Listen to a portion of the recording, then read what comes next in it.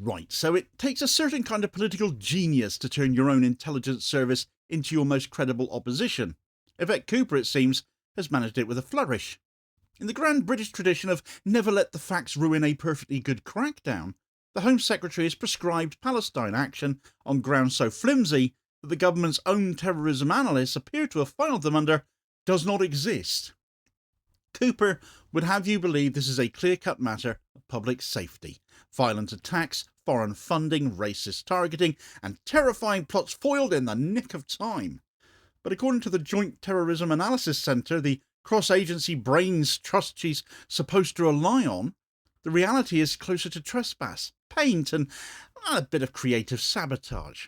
In other words, a minister has declared war on a protest group with the rhetorical force reserved for Al-Qaeda, while our own security experts quietly note that the case for proscription could be filed under doesn't meet threshold. If the judicial review now breathing down her neck goes the way the evidence suggests, this could end up less protecting national security and more publicly detonating one's own credibility. And any and all claims of acting in the national interest on national security grounds going forwards should be taken in the same vein as Pinocchio. And in that regard, and that of these government analysts, Cooper's nose ought to be about 10 feet long by now. Right, so in what has to be one of the most extraordinary uses of, or misuses of terrorism power in decades, abuses of said powers, as it appears to be in fact, Home Secretary Yvette Cooper has outlawed a protest movement on claims her own intelligence service, it would seem, did not support. She told Parliament and she told the public that Palestine Action was a violent threat, bankrolled by hostile powers, targeting Jewish-owned businesses out of racism and plotting appalling terrorist acts. Yet the government's own Joint Terrorism Analysis Centre, JTAC, the body tasked with producing the definitive cross-agency security assessment, found none of these things. By exaggerating threats absent from JTAC's report, the Home Secretary may have fatally undermined her own ban and her credibility along with it. If the courts confirmed the gap between rhetoric and intelligence at the judicial review in November, the prescription could well collapse, and with it the political standing of one of Starmer's most high-profile ministers. To grasp the magnitude of this latest course of events, let's take a look at exactly what Cooper told Parliament, what JTAC actually said, and how the two accounts differ, and what the political, legal and democratic consequences will be if the court rules that Britain's own security service was misrepresented to justify one of the harshest legal measures available to the state, all seemingly to shut down the right to protest via direct action. Cooper's ministerial statement on the 23rd of June painted Palestine Action as a direct and immediate threat to public safety. She claimed the group had crossed the threshold under the Terrorism Act of 2000, embarking on a nationwide campaign of direct criminal action against defence and security infrastructure. Criminal action? Well, sure, they caused damage, absolutely, but terrorism? JTAC don't appear to agree. She cited the breach of RAF Bryce Norton on the 20th of June, where activists gained access to a high-security airbase and sprayed red paint into the engines of two aircraft, not even owned by the state, but privatised and owned by a hedge fund these days, apparently, as evidence of their capability and intent. But the allegations did not stop at property damage. Cooper told MPs and the public that Palestine Action was engaged in attacks on people, not just equipment. She claimed the group was receiving funding from Iran or another hostile state. She alleged that it was deliberately targeting Jewish-owned businesses as part of a racist campaign. And she said she had seen intelligence about future appalling terrorist acts that could not be disclosed in advance. These were not cautious words. They were sweeping and categorical, the kind of allegations designed to persuade MPs that proscription was unavoidable. They also served to present Palestine Action not as a disruptive protest group, but as a genuine terrorist organisation, and thus to place any association with it firmly outside the bounds of legitimate political activity. The accompanying Home Office press release underscored the point, grouping Palestine Action with two other organisations accused of violent extremism, because that is, frankly, what it took to get the vote through, wasn't it? Sleight of hand. Ministers insisted the move was ideologically neutral and targeted only at unlawful activity, not lawful protest. What the public and Parliament were not told was that the very intelligence service tasked with making the threat assessment, JTAC, did not support the key planks of this public case. The Joint Terrorism Analysis Centre is the UK's highest authority on terrorist threat assessments, hosted within MI5 but staffed by analysts from across the intelligence and security community, including MI6, GCHQ, the Ministry of Defence, Counter-Terrorism Policing, the Home Office itself, JTAC integrates intelligence from all sources to provide ministers with definitive threat analysis. Its assessments inform the national threat level and underpin decisions to apply the state's most coercive powers. The purpose of JTAC's cross-agency structure is to insulate its work from political distortion. Its reports are intended as objective, evidence-based statements of fact. While ministers are not formally bound to follow JTAC's recommendations, any departure from them would have to be compelling. It would normally require some quite significant documented justification to do so. In the context of a proscription decision, JTAC's assessment is supposed to be the foundational stone, therefore, the factual record on which the Home Secretary builds her case. If the leaked accounts of JTAC's 7th of March 2025 report on Palestine Action are accurate, though, the gulf between that foundation and Cooper's public statements is not a matter of emphasis, but of significant substance. According to Squawk Box, which has examined material from the JTAC report, the assessment depicted Palestine Action as a protest movement engaged in illegal but targeted acts of property damage. Its operations were overwhelmingly aimed at arms companies and infrastructure linked to the Israeli military supply chain. The RAF Bryce Norton action was noted as part of this pattern, damaging equipment to disrupt its use, not to harm individuals. On funding, JTAC concluded that Palestine Action relied on supported donations, merchandise sales, and small-scale online crowdfunding. No evidence was found of funding from Iran or any other hostile state. The assessment found no evidence of a deliberate or systematic campaign of physical attacks against people. It stated that targets were chosen for their role in the arms industry, not because of the ethnicity or religion of their owners. There was no intelligence to support claims of anti-Semitic motivation, therefore. Looking ahead, JTAC anticipated further direct action against property and infrastructure, but did not forecast indiscriminate or mass casualty attacks. In short, JTAC's description fits a movement that breaks the law through sabotage and trespass, serious matters in their own right. They certainly do commit criminal damage, but that is direct action for you, though. It's not a terrorist organisation in the common or legal sense of the term. Placed alongside Cooper's public claims, therefore, JTAC's account reads instead like a refutation. She claimed Palestine Action attacked people. JTAC described a focus on property. She claimed hostile state funding. JTAC found no such link. It was alleged that there was racist targeting. JTAC found none. She warned of appalling terrorist acts. JTAC saw more of the same direct action against equipment.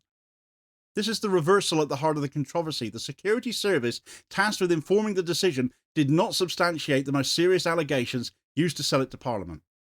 If ministers can tell the public one thing while their own intelligence services are saying another, the integrity of the decision-making process completely collapses. In a democracy, proscription should be a last resort, applied only when the evidence is overwhelming and capable of withstanding public scrutiny. Yet in this case, no supporting evidence for Cooper's most serious claims has been placed in the public domain.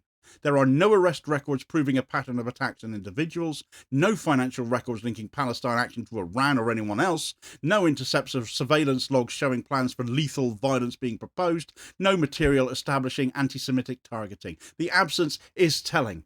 It suggests either that such evidence does not exist or that it is so sensitive it cannot even be summarised for public consumption, which is an implausible position when other terrorism cases routinely involve at least partial disclosure.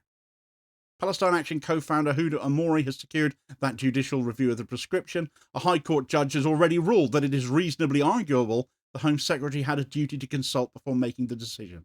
But beyond that procedural point lies the substantive question. Was the decision based on an accurate and honest assessment of the threat? British public law requires that ministers make decisions on the basis of accurate facts and that they do not mislead Parliament. If the court finds that Cooper's public statements materially misrepresented JTAC's assessment, it could quash the prescription very quickly as irrational or procedurally unfair. Such a ruling would not only remove the ban, but could collapse prosecutions brought under it and inflict severe political damage on this government, far too free with their authoritarian leanings as they already are. Squawk Box reporting sets out the JTAC findings in detail, emphasising the absence of support for the four core allegations in Cooper's case. Former ambassador and very much current journalist Craig Murray, writing on his blog, is even more direct. He accuses Cooper of lying, making mention of her being part of Labour Friends of Israel, which very much brings into question her motivations here. The £215,000 she's had from the Israel lobby, a great deal more than Palestine Action has ever received, especially in light of those funding by a foreign power allegations. In his view, the government's misrepresentation is not an accident, but a deliberate attempt to recast a protest movement as a terrorist organisation. Why would the government risk such a contradiction, though? The most obvious explanation is that Palestine Action has been highly effective at disrupting the arms trade and drawing public attention to UK complicity in Israel's military operations in Gaza. By proscribing the group, ministers can not only curtail its activities, but also send a signal to other protest movements that disruptive action will be met with the harshest possible legal response. There may also be electoral considerations. For a Labour leadership keen to avoid the perception of being soft on security, taking a tough line against a group portrayed as extreme can be politically advantageous. Diplomatic and commercial pressures from allies in the defence industry may also have played a role here. This case fits into a long history of UK governments inflating threats to justify extraordinary measures. The Iraq WMD dossier is the most infamous example, but the pattern can be seen in the policing of the miners' strike, the treatment of climate protesters, the rhetoric around anti-police crime sentencing and Courts Act demonstrations. In each instance, dissent was reframed as a security threat to mobilise powers that would not otherwise have been available. The JTAC contradiction is therefore more than an embarrassment, it's a democratic crisis. If intelligence assessments can be overridden or distorted without consequence, then the safeguards on which our freedoms depend are hollow. Today's target is Palestine Action, tomorrow could be environmental activists, anti-austerity campaigners or striking workers even. The line between protest and terrorism becomes whatever a minister says it is. If the judicial review forces the release of the JTAC report, the leaked version alone is damning after all. The fallout could be significant. The ban may be struck down, current prosecutions could be dismissed, and Cooper's ministerial position would surely become untenable. She staked her career on this absurdity. It would set a precedent for challenging similar overreach in future and could trigger reforms to how proscription decisions are made. To prevent such abuses, the JTAC assessment in any proscription case should be made available to Parliament in full, with redactions only where absolutely necessary. An independent oversight body with the power to review and block unjustified bans should be established. Ministers should be legally obliged to ensure that their public statements align with the intelligence they receive, and penalties should exist for deliberate misrepresentation. The definition of terrorism in the Terrorism Act of 2000 should be tightened to exclude property damage without intent to harm people as well. The proscription of Palestine Action is not just about one group, it is a test of whether Britain's most coercive powers will be anchored in truth or twisted time and again for political ends. Because if Cooper and Starmer get away with it here, then they're going to do it again. The JTAC report, if accurately reported, shows that the Home Secretary's public case was built on allegations her own intelligence service did not support. That is a false prospectus, and in a functioning democracy, it should not be survivable for a minister. The courts now have the opportunity to determine whether the law was misapplied. Parliament has the responsibility to demand transparency, and the public has the right to know whether the government will tell the truth when wielding powers that can destroy lives and stifle dissent. If those institutions fail to act, the precedent will be set. That protest can be criminalised not because of what it is, but because of what a minister says it is, even if the facts say otherwise.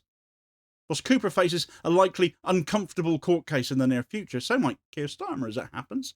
The spy flights over Gaza are still continuing under UK instruction, even if a US firm is now carrying them out instead of the RAF. But in light of such a flight being in the air at the time journalist Anas al-Sharif and his colleagues were killed in an Israeli airstrike, and an ICC investigation might be about to demand any intelligence the UK may have collected on that. Does he want to say no to the ICC, therefore? Check out the details of that story in this video recommendation here as your suggested next watch. Please do also hit like, share and subscribe if you haven't done so already, so as to ensure you don't miss out on all new daily content, as well as spreading the word and helping to support the channel at the same time, which is very much appreciated, holding power to account for ordinary working class people, and I'll hopefully catch you on the next video. Cheers folks.